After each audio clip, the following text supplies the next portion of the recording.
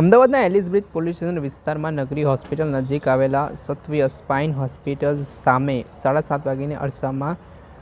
એક અજાણ્યા શખ્સો એક્ટિવા લઈને પસાર થઈ રહ્યા હતા અને તમે એક્સિડન્ટ કર્યો છે તેમ કહી એક્ટિવા નીચે ઉતરાવી રોડની સાઈડમાં લઈ જઈ વાતોમાં ભોળાવી ફૂસલાવી આરોપીઓ દ્વારા જે એક્ટિવા ચાલક છે તેમના ડેકીમાં રહેલા કુલ 10 ચોરસ વજન 5 કિલો જેની અંદાજિત કિંમત 12,48,000 રૂપિયા છે તે એક્ટિવાની ડેકી તોડી ચાંદીની ચોરી કરી હતી. આ ઘટનાને લઈને એલિસ બ્રિજ પોલીસ સ્ટેશનમાં ગુનો નોંધાયો હતો. આ ગુનો નોંધાયા બાદ ઝોન 7 એલસીબીની ટીમ પણ સક્રિય થઈ હતી, જેમાં ઝોન 7 એલસીબીના પોલીસ ઇન્સ્પેક્ટર વાયપી જાડેજાની ટીમ દ્વારા આ મામલે અલગ અલગ ટીમો બનાવી હ્યુમન ઇન્ટેલિજન્સ અને ટેકનિકલ એનાલિસિસના આધારે તપાસ શરૂ કરીને ગણતરીના કલાકોમાં આ છારા ગેંગ હોવાની વાત સામે આવીને તેમને ઝડપી પાડવામાં આવ્યો. આ સમગ્ર ઘટનાને લઈને પ્રતિક ઉર્ફે અંધો પ્રવીણ રાયલાલ પાનવેકર અને સંકુલ યોગેશ રસિક ભોગેકર નામના 2 આરોપીઓની ધરપકડ કરવામાં આવી છે, જ્યારે હજી 4 આરોપીઓ પકડવાના બાકી છે, જેમાં આરોપીઓ પાસેથી ચાંદીના ચોરસ 2 નંગ, રોકડા રૂપિયા 8 લાખ, મોટરસાઇકલ સહિતની વસ્તુઓ કબજે કરી છે. આ મામલે શું કહી રહ્યા છે ઝોન 7ના ડીસીપી શિવમ વર્મા, તેમને સાંભળો.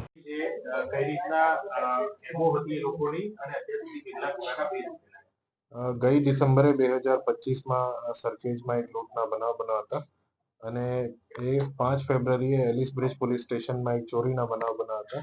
એ બંને બનાવમાં ઝોન 7 એલસીબી એ તપાસમાં હતી અને એની બંને અપરાધોની ઓળખાણ એક છારાનગરની એક ગેંગ તરીકે એની આઈડેન્ટિફિકેશન થઈ હતી અને એ જ ગેંગના વોચમાં ઝોન 7 એલસીબી હતી અને પરમ દિવસે બાતમી મળી હતી કે એ ગેંગના 1-2 ઈસમ સરખેજ વિસ્તારમાં ફરે છે અને એની સતત વોચ ગોઠવી અને એની સરખેજ વિસ્તારમાંથી ધરપકડ કરેલી હતી અને ધરપકડ દરમિયાન એને પૂછપરછ કરતા એનાથી 7 જેટલા ગુનાની કબૂલાત કરેલી છે, જેમાં 2 ઓળવના ઈજા કરીને બળજબરીથી કઢાવવા અને બોપલ પોલીસ સ્ટેશનમાં એક ચોરી અને એક રામોલમાં ચોરી અને એક સોલા પોલીસ સ્ટેશનમાં પણ ચોરીને કબૂલી હતી અને એની અંગ ઝડપી દરમિયાન ટોટલ 8 લાખ જેટલા કેશ અને 2 ચોરસા ચાંદીના જેની કિંમત 2.5 લાખ રૂપિયા છે અને એ ચોરી અને લૂંટના સામાન જેને કે એલએનકી અને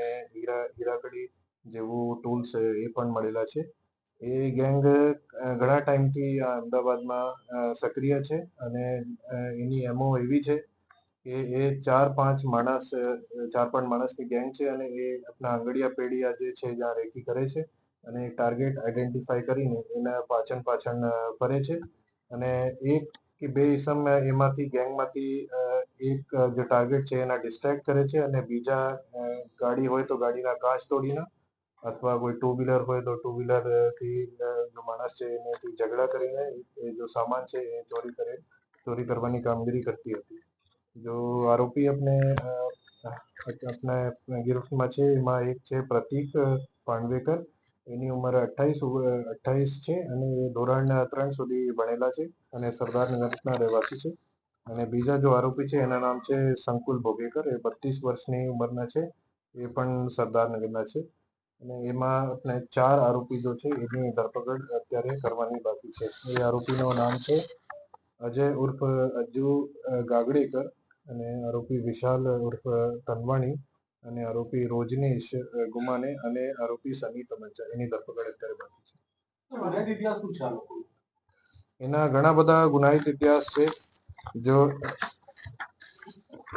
આરોપી સંકુલ છે એની ઉપર 7 જેટલા ગુના છે અને આરોપી પ્રતિક છે જે 7 જેટલા ગુના એના ઉપર પણ છે.